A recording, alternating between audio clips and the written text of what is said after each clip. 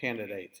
So somebody said that there's no sound, so maybe it's working now. Um, so okay, I'm sorry about that. I'm sorry for any uh, hesitation. I'm dealing with a few things at the same time to make sure that the live stream works. So, okay, what this is about is that Bernie Sanders was quoted um, a week or so before the South Carolina primary in a CNN-sponsored town hall meeting that they were doing with both Bernie Sanders and Hillary Clinton. And Bernie Sanders was asked a question about his religious views. And we'll get to his answer in a minute. But I wanted to talk for a minute or two just how we would define religion or spirituality. Because I think how we define it might help us understand how Bernie Sanders defined it for himself. So when you hear the word religion, how would you define religion? What's the first thing that comes to mind? Okay, so Mark Schneider says a code of ethics. Okay, what else comes to mind, Carol? Belief. Belief in what? Belief in God. So code of ethics, belief in God. What else comes to mind? Observance. Group, community. Okay. What else? Culture comes out of religion as well. Okay. What else? Rituals. Rules and regulations. Okay, so I was thinking of that too. Okay, so all of that together, rules and regulations, belief in God, community, code of ethics, observance, rituals. So if we were to put it in a nice package, it is a system, religion is a system which, based on belief in God, which provides us a way to navigate the world, to explain things about the world too. We didn't say that. Religion helps answer the deep, profound questions of the meaning of life and the creation of the universe and life after death, etc., etc. Okay, so religion is the system which answers all of those questions from a God perspective, as opposed to a philosophic system that could answer all those questions, as opposed to a ethical, humanistic way of answering all those questions, or a scientific way of answering all those questions, right? So it's religion is a way to provide us with answers to questions and to provide us a discipline that will help add meaning to our lives. Okay? And I think that no matter who we are as people, whether we believe in God or not, and since I'm talking in a synagogue, I'm assuming that everybody here in the chapel this evening believes in God. I'm not assuming that everybody watching online believes in God. Assuming that we all believe in God, we already have a take on how we find meaning in life. But we also, as non-fundamentalist religious adherents, we also understand that there are other paths to finding meaning in life, and that our take isn't necessarily the only take, and our path isn't the only path. As I said, this is a non-fundamentalist approach. The fundamentalists don't believe that. Okay, but that's a conversation for another time. So religion is a way to provide those answers. Now, so that's religion. if we were to answer the question how you define spirituality, how would you do that? Is religion, well, let's define spirituality and then let's see if there's any difference between religion and spirituality. So spirituality is comfort. Okay. What do you mean by that, though? I know, like a deep sense of either comfort or peace. peace. Okay, a deep sense of comfort or peace in life. Okay, what else is spirituality? Spirituality can be ritual, sure. What else is it? I don't know that God is the predominant. There are people who may feel spiritual independent of the orientation that, in a way that God is so. Okay, so Susan is saying that God may or may not be necessary in defining the word spiritual, but what does spiritual mean? When we say we feel spiritual, or we are seeking spirituality, what are we seeking? So it could be a relationship with God, but I'm trying to hone it down. So wait, elevation. What does that mean? Taken away a little bit from earthly problems, matters, concerns to another realm. So rising above earthly to a higher realm. So that's spiritual. So help me there. When we are seeking spirituality, we're seeking a way to rise above earthly, mundane things. Okay. What else? Yes, Carol? Holiness. Okay, there's a sense of holiness to spirituality. Okay, what else? It's an elevation of the way that we daily live our lives. Okay, so elevating our daily life. So I think all of this, we're all answering it with the implication that God's involved with this, except for Susan. The others are suggesting with holiness. Holiness implies something sacred, something that it's sacred because there's a sense of God to it. We're elevating, we're rising above earth to go to something heavenly, which would imply that there's God in the heavens. So how can we be spiritual? So let me ask this question. How can we be spiritual, or how can we feel spiritual without involving God in the answer?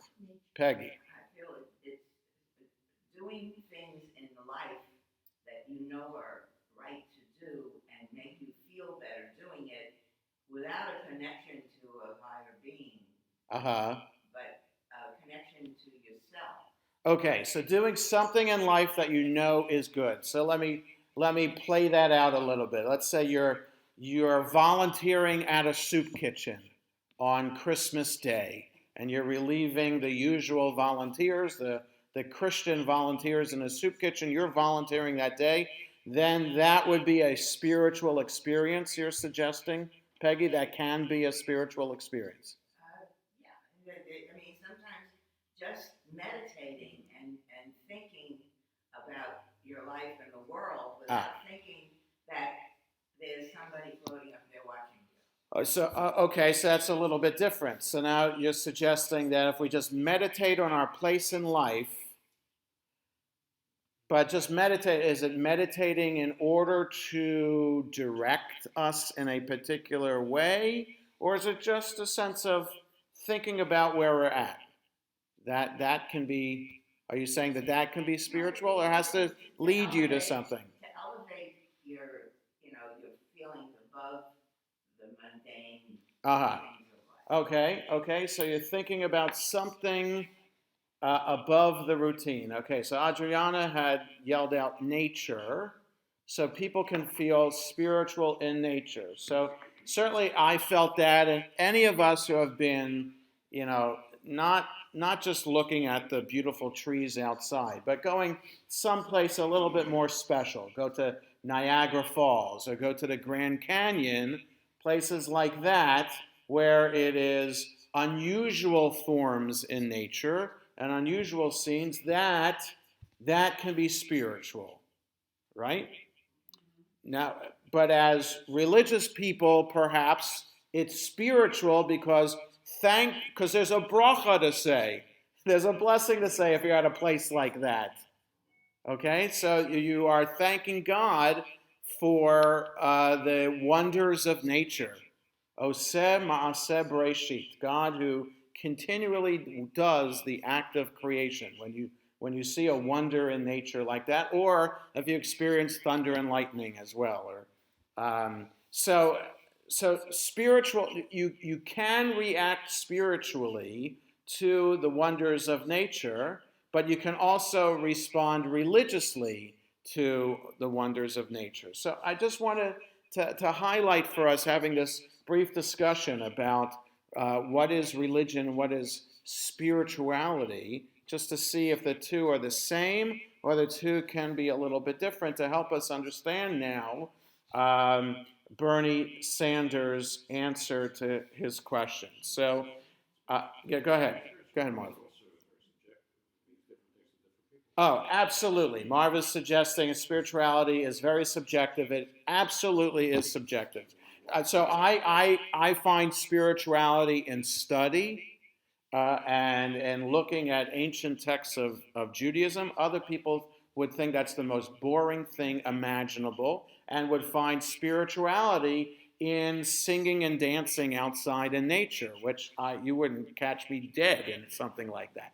I'm not degrading or saying anything derogatory about that, but just highlighting difference in personality and different approach. I find spirituality in study. Other people find spirituality in outside communing in nature. Other people find spirituality in alone time. Other people can find it in community time, right? People can find it in doing mitzvahs, tzedakah work. People can find it in taking a hike in nature. Right. So you're absolutely right. It is subjective. There is no one answer to the question, what is spirituality? So whereas with religion, it might be less subjective. That I think so that's a difference between spirituality and religion. Spirituality is individual. Religion is an objective term. Okay, so that I think is important to highlight as well. So I want to play for you. I could show you the video, but I want to play for you what Bernie Sanders said, and then I'm also, for those of you watching online, you'll hopefully can hear this, and if not, I have a transcript of what he said, and we're going to talk about the different things that Bernie Sanders said. So again, this was a town hall meeting a week or so ago that conducted by CNN. I have to skip this ad in 2, 1. Okay, now we can do it. Okay. We talked about religion. You said your spirituality is that we are all in this together.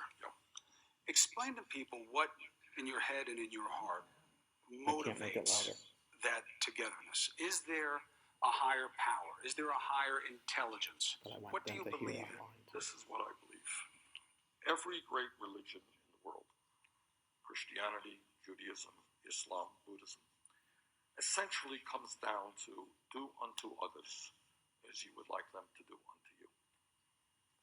And what I have believed in my whole life, I believed it when I was a 22-year-old kid getting arrested in Chicago fighting segregation.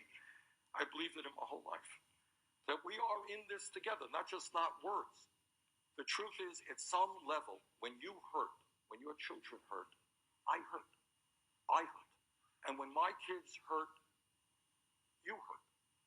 And it's very easy to turn our backs on kids who are hungry or veterans who are sleeping out of the street and we can develop a psyche, a psychology, which is, I don't have to worry about them. All I'm going to worry about myself. I need to make another $5 billion. But I believe that what human nature is about is that everybody in this room impacts everybody else in all kinds of ways that we can't even understand. It's beyond intellect. It's a spiritual, emotional thing. So I believe that when we do with respect and dignity, when we say that that child who is hungry is my child, I think we are more human when we do that than when we say, hey, this whole world is me. I need more and more. I don't care about anybody else.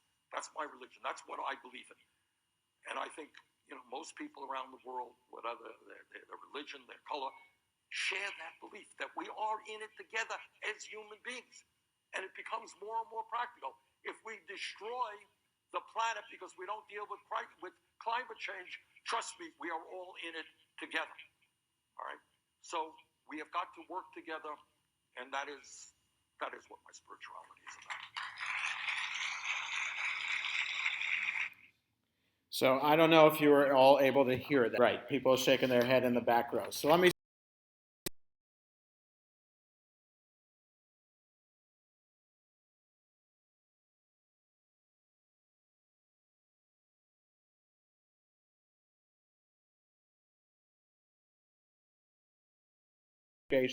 I've believed it my whole life.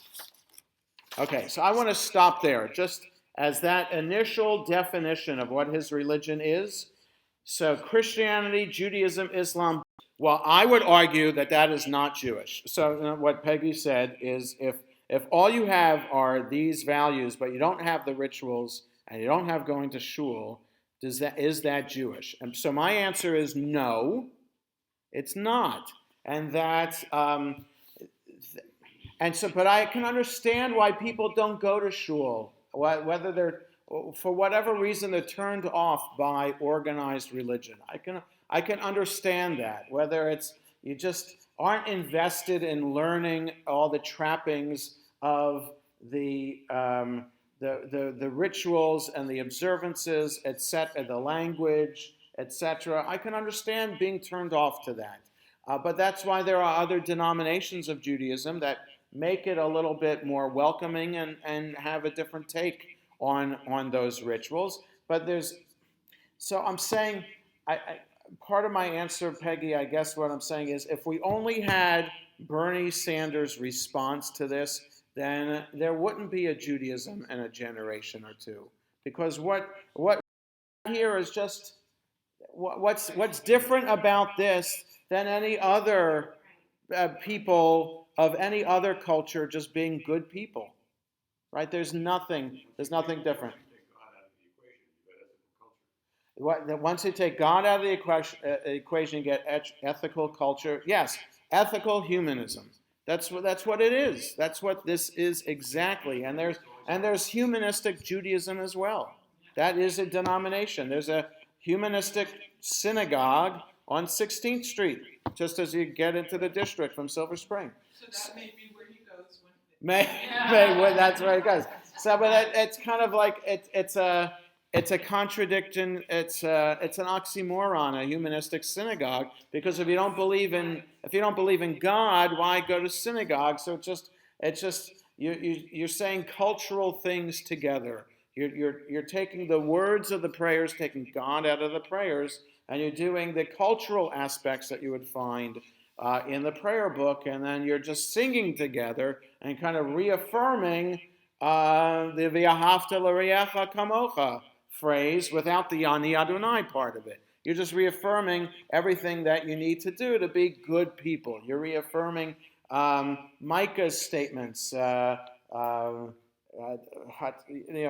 humbly with the Lord. Be good. I forget walk with God. But take out the walk with God. It's two other things. Be good and something else. And then other prophets are saying things like that about, is this the fast? Isaiah says, is this the fast I want? That God is asking you to fast on Yom Kippur and then go and ignore the poor? So, right, if you've feed the hungry, clothe the poor. That's what God wants. So that's what Bernie Sanders is talking about, but it's what God wants.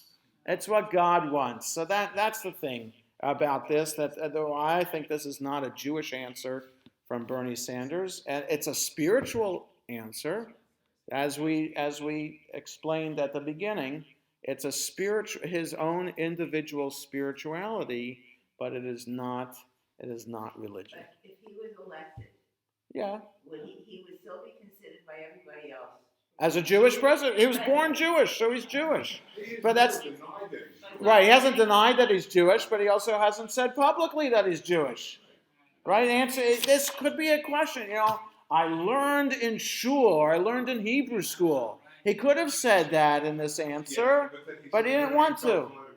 But he what? He'd be hurting himself. He'd be hurting himself politically, right? So he was mayor of Burlington, Vermont. There are Jews in Burlington.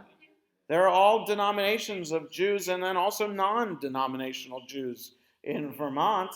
So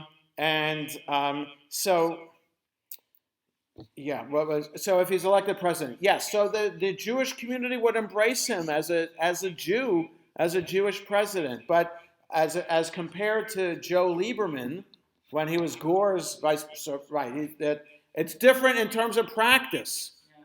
Right? So Joe Lieberman went to shul on Shabbos, but what drives Joe Lieberman could be the very same answer that Bernie Sanders gave, except that Joe Lieberman goes to shul and he keeps kosher.